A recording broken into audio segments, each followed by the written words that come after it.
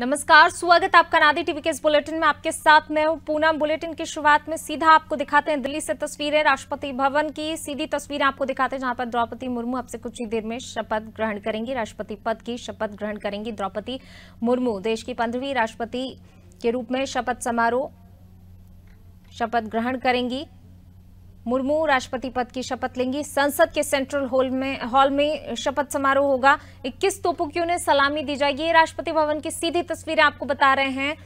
आदिवासी समुदाय में जन्मी द्रौपदी मुर्मू संसद के केंद्रीय कक्ष में सुबह 10:15 बजे यानी कि 10:15 पर देश के सर्वोच्च संवैधानिक पद की शपथ लेंगी। इससे पहले राजघाट पहुंचकर उन्होंने महात्मा गांधी को श्रद्धांजलि अर्पित की। Chief justice NV Ramana Murmu को राष्ट्रपति पद की शपथ दिलाएंगे। इसके बाद उन्हें 21 तोपों की सलामी दी जाएगी। और ये सीधी तस्वीरें आपको बता रहे हैं, अब से कुछ ही देर में द्रौपदी मुर्मू राष्ट्रपति पद की शपथ ग्रहण करेंगी। 10:15 बजे वो शपथ लेंगी, राष्ट्रपति भवन पहुंचेंगी। मुर्मू के शपथ ग्रहण कार्यक्रम में ओडिशा से 64 खास मेहमानों को बुलाया गया है। 64 खास मेहमान आएंगे। शपथ के बाद खास मेहमानों के लिए लंच का आयोजन राष्ट्रपति भवन में ही किया गया है। उसके बाद सभी को पूरा भवन घुमाया जाएगा। मुर्मू देश की 10वीं राष्ट्रपति पद की शपथ लेंगी। तब से 25 जुलाई को Giani Zail Singh, R Venkataraman, Shankar Dayal Sharma, K R. Narayanan, APJ Abdul Kalam, Pratibha Patil, Pranab Mukherjee और रामनाथ कोविंद ने इसी तारीख को राष्ट्रपति पद की शपथ ली थी।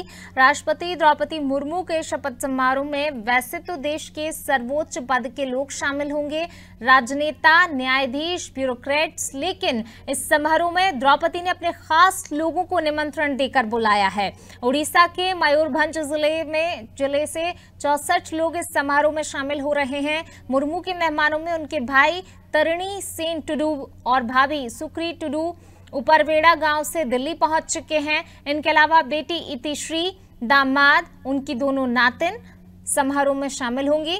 समारोह से पहले निवर्तमान राष्ट्रपति रामनाथ कोविंद और निर्वाचित राष्ट्रपति द्रौपदी मुर्मू संसद पहुंचेंगे।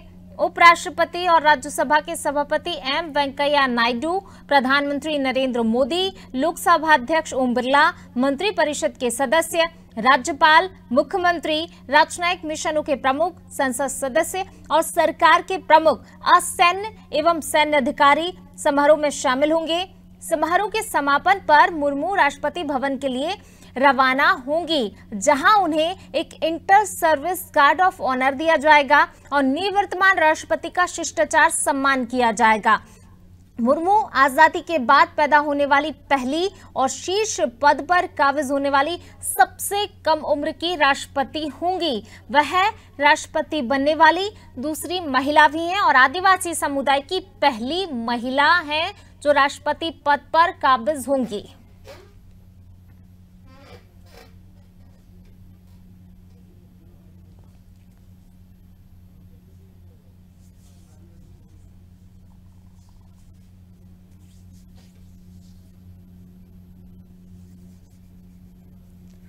आदिवासी समुदाय में जन्मी द्रौपदी मुर्मू संसद के केंद्रीय कक्ष में सुबह 10:15 बजे यानी कि अब से 10 मिनट बाद शपथ ग्रहण करेंगी राष्ट्रपति पद की।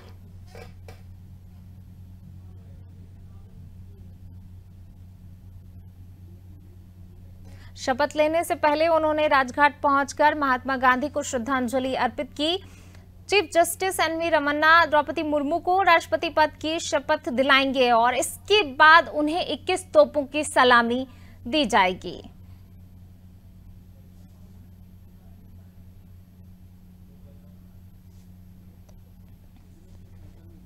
तो देश को आज नया राष्ट्रपति मिलने वाला है। द्रौपदी मुर्मू राष्ट्रपति पद की शपथ अब से कुछ ही देर में ग्रहण करेंगी। तस्वीरों में आपको रामनाथ कोविंद भी दिखाई दे रहे होंगे, उपराष्ट्रपति वेंकैया नायडू इन तस्वीरों में नजर आ रहे हैं।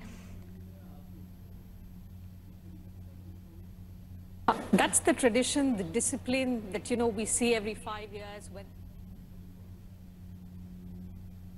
the president-elect from the Rashtrapati Bhavan to the Parliament. तो बिल्कुल तस्वीरों में आपको रामनाथ कोविंद नजर आ रहे होंगे, वेंकैया नायडू आपको तस्वीरों में नजर आ रहे हैं, द्रौपदी मुर्मू भी साथ में आपको नजर आ रही होंगी। आज जो है द्रौपदी मुर्मू अब से कुछ ही देर में राष्ट्रपति पद की शपथ ग्रहण करेंगी। इससे पहले राष्ट्रपति रामनाथ कोविंद का विदाई समारोह भी आयोजित किया गया था दिल्ली में।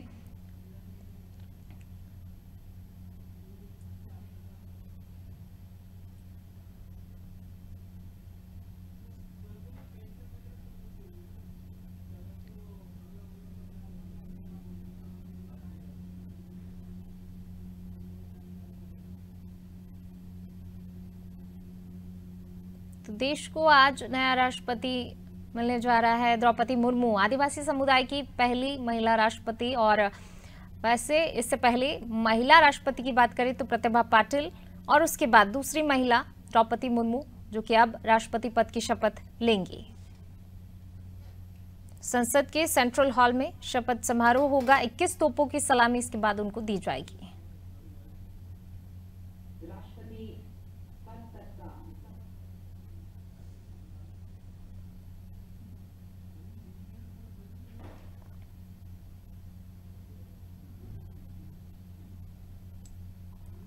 तो राष्ट्रपति पद की शपथ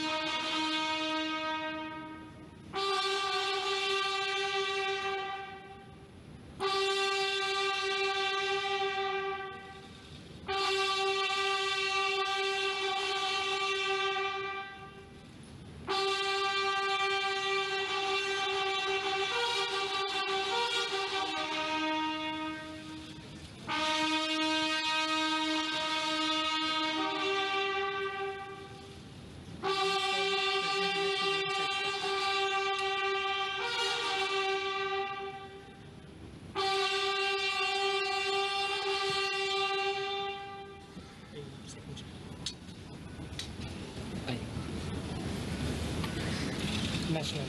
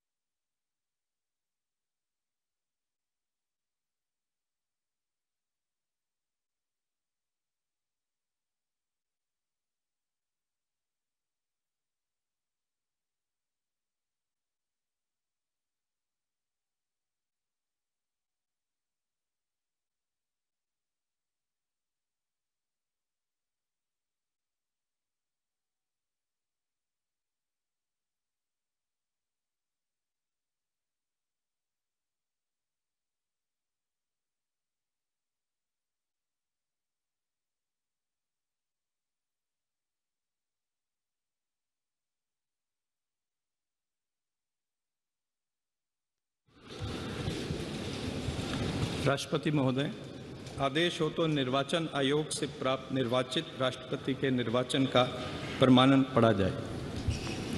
यतः भारत के संविधान के अनुच्छेद 324 द्वारा भारत के राष्ट्रपति के पद के निर्वाचन का अधीक्षण, निर्देशन और नियंत्रण भारत निर्वाचन आयोग में निहित है, और यतः श्री रामनाथ कोविंद की पदावधि का अवसान वर्ष 2022 के जुलाई मास के 24वें दिन तदनुसार शक संवत के वर्ष 1944 के श्रावण मास के दूसरे दिन होने के लिए नियत है, और यतः भारत के राष्ट्रपति के पद को भरने के लिए संविधान तथा राष्ट्रपतीय और उपराष्ट्रपतीय निर्वाचन अधिनियम 1952 के उपबंधों और तदधीन बनाए गए नियमों और आदेशों के अनुसार निर्वाचन करा लिया गया है तथा परिणाम घोषित कर दिया गया है।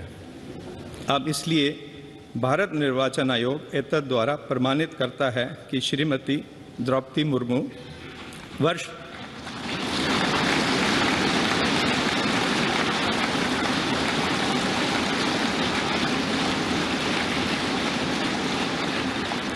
वर्ष 2022 के जुलाई मास के 21वें दिन तदनुसार शक संवत के वर्ष 1944 के आषाढ़ मास के 30वें दिन भारत के राष्ट्रपति पद के लिए सम्यक रूप से निर्वाचित हो गई हैं।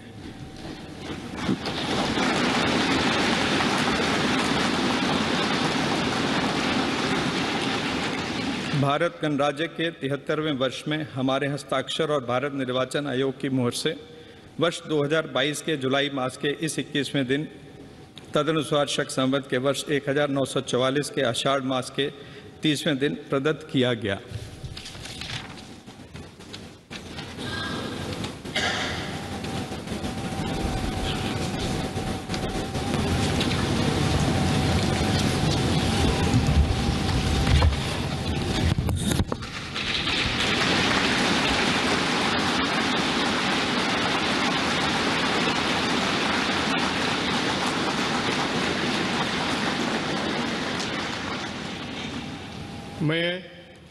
मैं द्रौपदी मुर्मू ईश्वर की शपथ लेता हूँ कि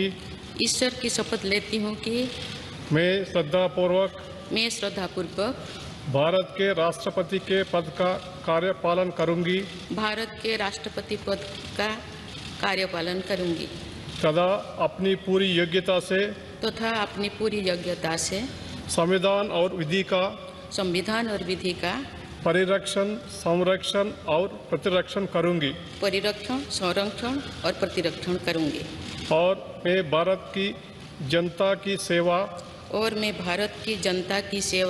और कल्याण में निरत रहूंगी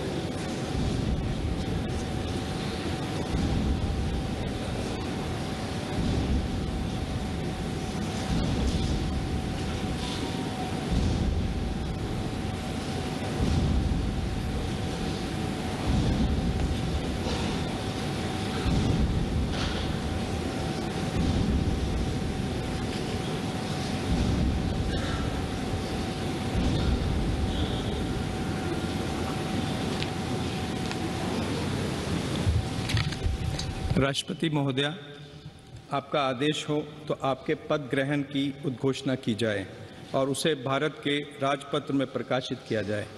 इसकी सूचना प्रमुख सेना केंद्रों तथा विदेश स्थित सभी भारतीय मिशनों, राज्य सरकारों तथा संघ शासित प्रदेशों क्षेत्रों के प्रशासकों को भेजी जाए। भारत सरकार के सभी मंत्रालयों और विभागों को भी सूचना तथा आवश्यक आदेश जारी करने हेतु भेजा जाए।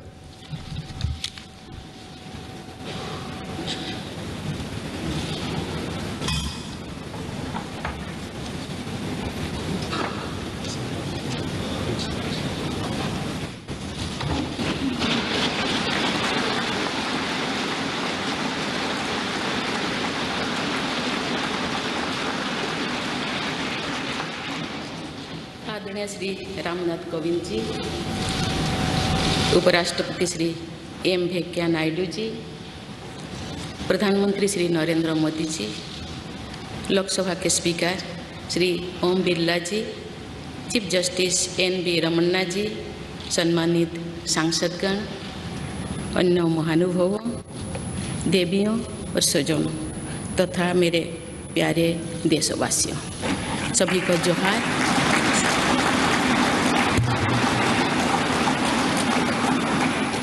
भारत के सर्वोच्च संवैधानिक पद पर निर्वाचित करने के लिए मैं सभी सांसदों और सभी विधानसभा सदस्यों का हार्दिक आभार व्यक्त करती हूँ।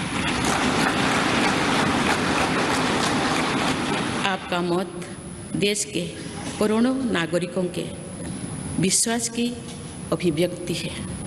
मैं भारत के समस्त नागरिकों की आशा, आकांक्षा और अधिकारों की प्रतीक इस पवित्र संसद से सभी देशवासियों का पूरी विनम्रता से अभिनंदन करती हूँ।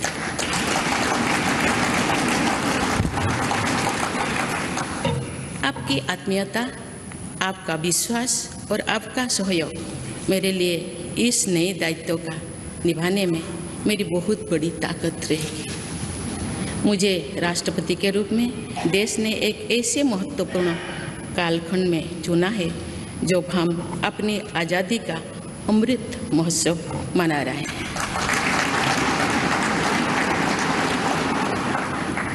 आज से कुछ दिन बाद ही देश अपनी स्वाधीनता के 75 वर्ष पूरी करेगा।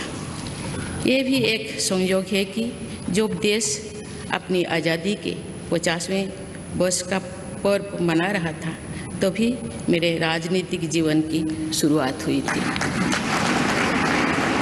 और आज आज़ादी के 75वें वर्ष में मुझे ये नया दायित्व मिला है। ऐसे ऐतिहासिक समय में जब भारत अगले 25 वर्षों के विजन को हासिल करने के लिए पूरी ऊर्जा से जुटा हुआ है, मुझे ये जिम्मेदारी मिलना मेरा बहुत बड़ा सौभाग्य है।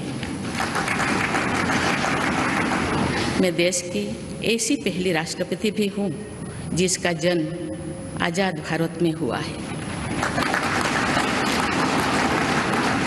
हमारे स्वाधीनता सेनानियों ने आज़ाद हिंदुस्तान के हम नागरिकों से जो अपेक्षाएं की थी उनकी पूर्ति के लिए इस अमृत काल में हमें तेज गति से काम करना होगा।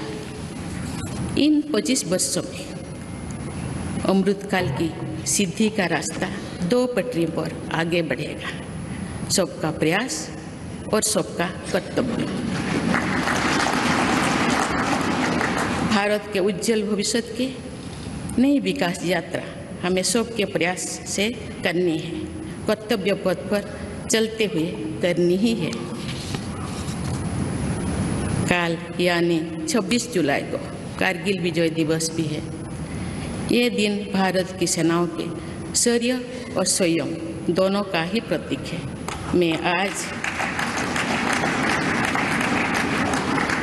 मैं आज देश की सेनाओं को तथा देश के समस्त नागरिकों को कारगिल विजय दिवस की अग्रिम शुभकामनाएं देती हूँ। देवियों और स्वजनों, मैंने अपनी जीवन यात्रा पूर्वी भारत में ओडिशा के एक छोटे से आदिवासी गांव से शुरू की थी। मैं जिस पृष्ठभूमि से आती हूँ वहाँ मेरे लिए प्रारंभिक शिक्षा प्राप्त करना भी एक सपने जैसा ही था, लेकिन अनेक बाधाओं के बावजूद मेरा संकल्प दृढ़ रहा और मैं कॉलेज जाने वाली अपने गांव की पहली बेटी थी।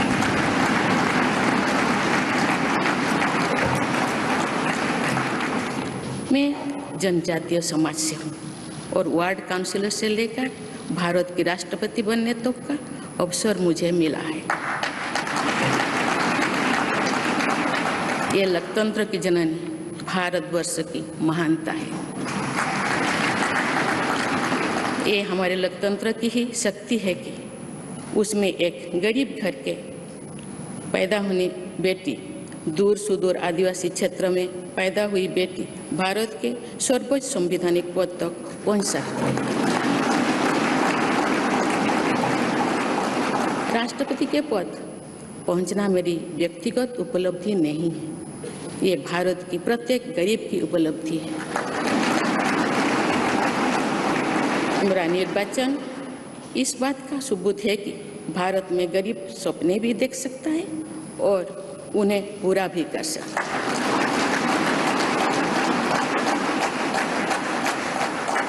और ये मेरे लिए बहुत संतोष की बात है कि जो सदियों से वंचित रहे, जो जीवन विकास के लाभ से दूर रहे, वे गरीब, दलित, पिछड़े तथा आदिवासी मुझे ये अपना प्रतिबिंब देख सकते हैं। मेरे इस निर्वाचन में देश के गरीब व का आशीर्वाद शामिल है। देश की करोड़ों महिलाओं और बेटियों के सपनों और सामर्थ्य की झलक है। मेरे इस निर्वाचन में पुरानी लीग से हटकर नए रास्ते पर चलने वाले भारत के आज के युवाओं का साहस भी शामिल है। ऐसे प्रगतिशील भारत का नेतृत्व करते हुए आज मैं खुद को गौरवान्वित महसूस कर रही हूँ। मैं आज समस्त देशवासियों को, विशेषकर भारत के युवाओं को तथा भारत की महिलाओं को ये विश्वास दिलाती हूँ कि इस पद पर कार्य करते हुए मेरे लिए उनके हित सर्वोपरि होंगे। देवियों और स्वजनों, मेरे सामने भारत के राष्ट्रपति पद की ऐसी महान विरासत है जिसने विश्व में भारतीय लोकतंत्र की प्रतिष्ठा का निरंतर मजबूत किया है। देश के प्रथम राष्ट्रपति डॉक्टर राजेंद्र प्रसाद से लेकर श्री रामनाथ कोविंद जी तक अनेक विभूतियों ने इस पद को सुशोभित किया है।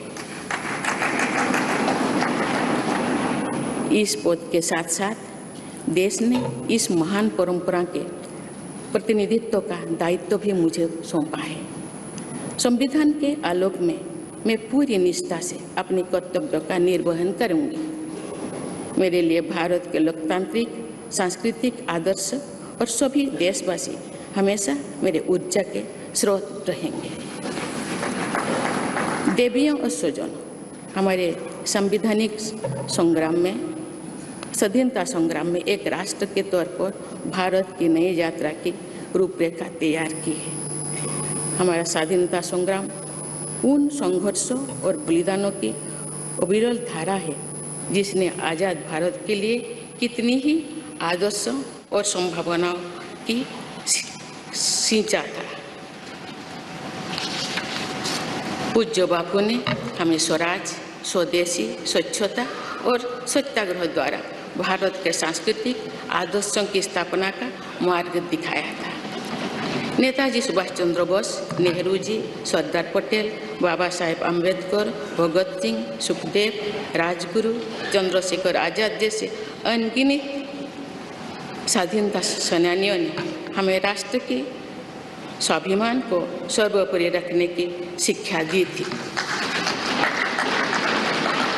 रानी लक्ष्मीबाई, रानी वेलु नाचियार, रानी गाईदिन्लु और रानी चेन्निमा जैसी अनेकों वीरांगनाओं ने राष्ट्र इच्छा और राष्ट्र निर्माण में नारी शक्ति की भूमिका को नई ऊर्जा दी है।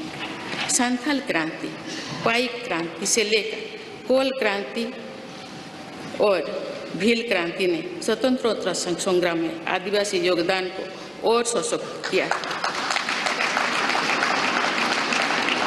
सामाजिक उत्थान एवं देश प्रेम के लिए धरती आबा भगवान बिरसा मुंडा जी के बलिदान से हमें प्रेरणा मिली थी। मुझे खुशी है कि आज़ादी की लड़ाई में जनजातीय समुदाय के योगदान को समर्पित अनेक म्यूजियम देश भर में बनवाया जा रहा है। देवियों और स्वजनों, एक संसदीय लोकतंत्र के रूप में 75 वर्ष में भारत ने प्रगति के संकल्प को सहभागिता एवं सर्वसम्मति से आगे बढ़ाया है।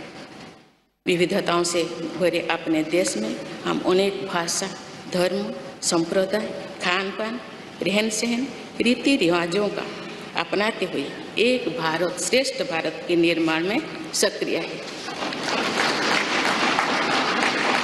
आज़ादी के 75वें वर्ष के अवसर पर आया है अमृतकाल। भारत के लिए नए संकल्पों का कालखंड है।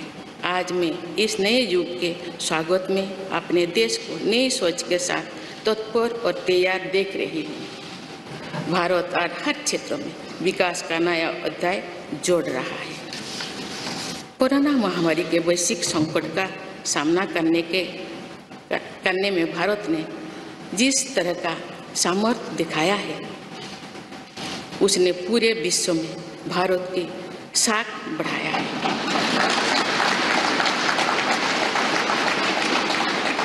हम हिंदुस्तानियों ने अपने प्रयासों से न सिर्फ इस वैश्विक चुनौती का सामना किया, बल्कि दुनिया के सामने नए मापदंड भी स्थापित किए। कुछ दिन पहले भारत ने कोरोना वैक्सीन की 200 करोड़ डोज लगाने का कीर्तिमान बनाया।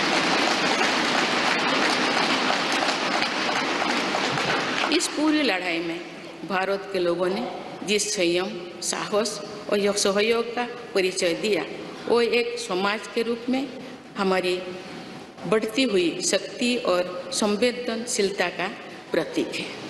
भारत ने इन मुश्किल हालात में न केवल खुद को संभाला, बल्कि दुनिया की मदद भी की।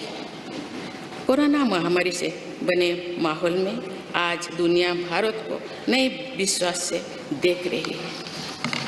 दुनिया की आर्थिक स्थिरता के लिए, सप्लाई चेन की सुगमता के लिए और वैश्विक शांति के लिए दुनिया को भारत से बहुत उम्मीदें हैं। आगामी महीनों में भारत अपनी अध्यक्षता में G20 ग्रुप की मेजबानी भी करने जा रही है। इसमें दुनिया के 20 बड़े देश भारत की अध्यक्षता में वैश्विक विषयों पर मंथन करेंगे। मुझे विश्वास है भारत में होने वाले इस मंथन से जो निष्कर्ष और नीतियां निर्धारित होंगे, उनसे आने वाले दशकों की दिशा तय होगी। देवियों और स्वजनों, दशकों पहले मुझे रायरंगपुर में श्री अरबिंदो इंटीग्रल स्कूल में शिक्षक के रूप में कार्य करने का अवसर मिला था। कुछ ही दिनों के बाद श्री अरबिंदो जी की 150वीं जन्म जयंती मनाई जाएगी। शिक्षा के बारे में श्री अरबिंदो के विचारों ने मुझे निरंतर प्रेरित किया है। जनप्रतिनिधि के रूप में विभिन्न पदों पर कार्य करते हुए और फिर राज्यपाल के रूप में भी मेरा शिक्षण संस्थानों के साथ सक्रिय जुड़ाव रहा है। मैंने देश के युवाओं के उत्साह और आत्मबल को करीब से देखा है। हम सभी के श्रद्धेय अटल जी कहा करते थे कि देश के युवा जब आगे बढ़ते हैं तो वे सिर्फ अपने ही भाग्य नहीं बनाते, बल्कि देश का भी भाग्य बनाते हैं।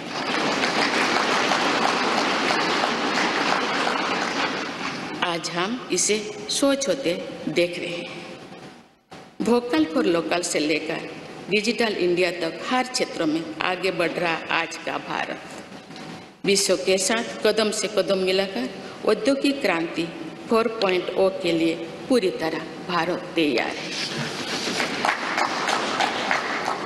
रिकॉर्ड संख्या में बन रहे स्टार्टअप्स में नए इनोवेशंस में दूर सुदूर क्षेत्रों में डिजिटल टेक्नोलॉजी की स्वीकार्यता में भारत के युवाओं की बड़ी भूमिका है।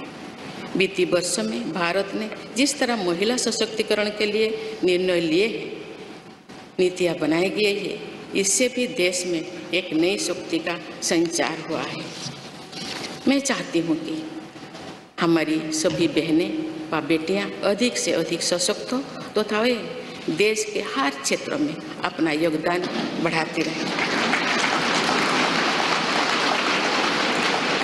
मैं अपने देश के युवाओं से कहना चाहती हूँ कि आप न केवल अपने भविष्य का निर्माण कर रहे हैं, बल्कि भविष्य के भारत की नींव भी रख रहे हैं। देश के राष्ट्रपति के तौर पर मेरा हमेशा आपको पूरा सहयोग रहेगा।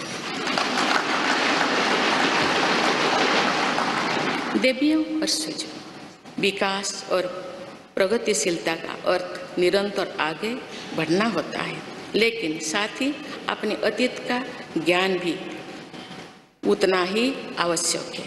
आज जो विश्व सस्टेनेबल प्लैनेट की बात कर रहे हैं, तो उसमें भारत की प्राचीन परंपराओं, हमारे अतीत की सस्टेनेबल लाइफस्टाइल की भूमिका और बढ़ जाती है। मेरा जन्म तो उस जनजातीय परंपरा से हुआ है जिसने हजारों वर्ष से प्रकृति के साथ तालमेल बनाकर जीवन को आगे बढ़ाया है। मैंने जंगल और जलाशयों के महत्व को अपने जीवन में महसूस किया है। हम प्रकृति से जरूरी संसाधन लेते हैं और उतनी ही श्रद्धा से प्रकृति से सेवा भी करते हैं। यहाँ संवेदनशीलता का आज वैश्विक अनिवार्यता बन गया है। मुझे इस बात की प्रसन्नता है कि भारत पर्यावरण संरक्षण के क्षेत्र में विश्व का मार्गदर्शक बन रहा है। देवियों और स्वजनों, मैंने अपने अब तक के जीवन में जौन सेवा में ही जीवन की सार्थकता को अनुभव किया है। श्री जगन्नाथ क्षेत्र के एक प्रख्यात कवि भीम भोई जी की कविता की एक पंक्ति है, मो जीवन पचे नर्क के पड़ी था जगत उद्धार।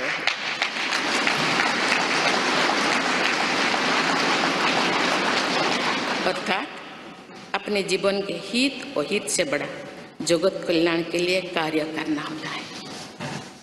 जगत कल्याण की इसी भावना के साथ मैं आप सब के विश्वास पर खरा उतरने के लिए पूरी निष्ठा व लगन से काम करने के लिए सदैव तत्पर रहूँगी। आइए हम सभी एकजुट होकर समर्पित भाव से कर्तव्य पथ पर आगे बढ़े तथा वैभवशाली व आत्मनिर्भर भारत का निर्माण करें। धन्यवाद। जय हिंद, जय भारत।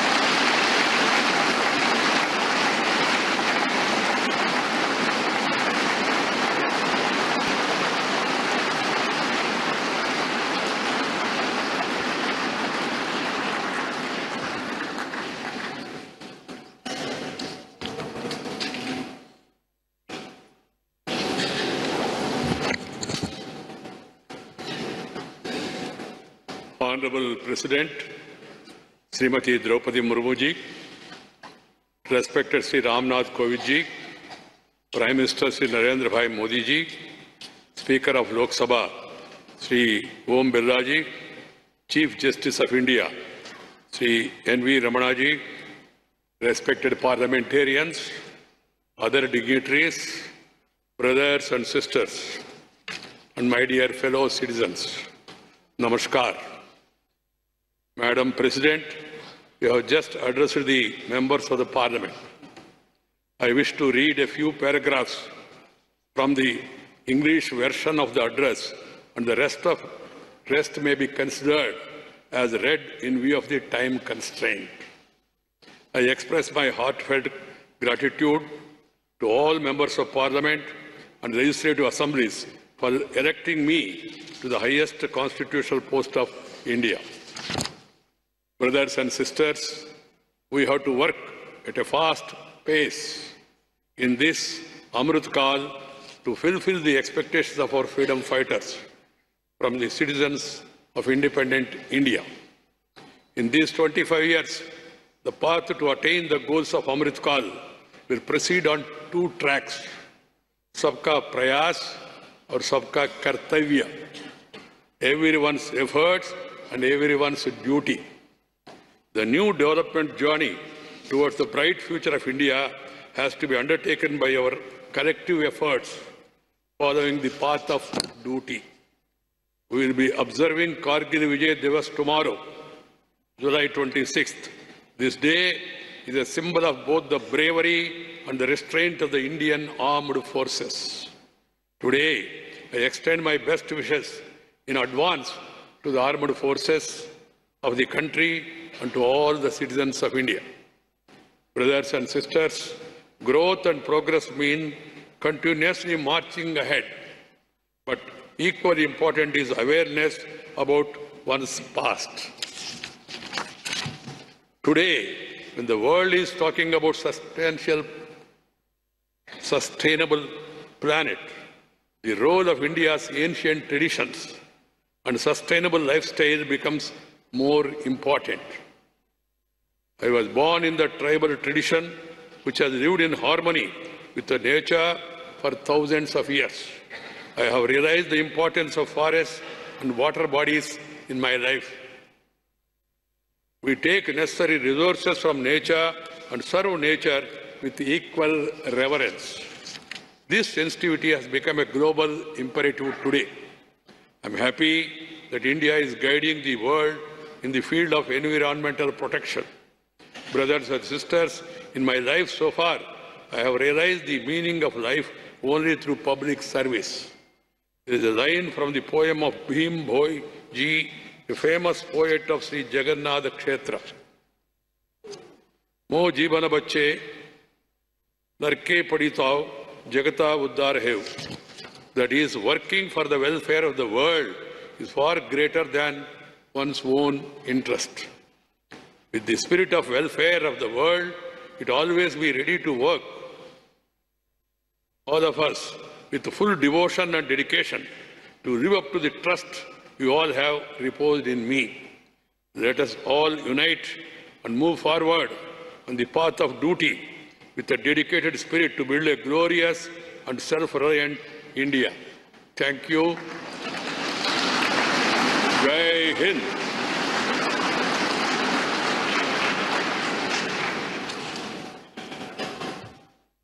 राष्ट्रपति महोदया, आपकी आज्ञा हो तो समारोह की कार्यवाही समाप्त की जाए।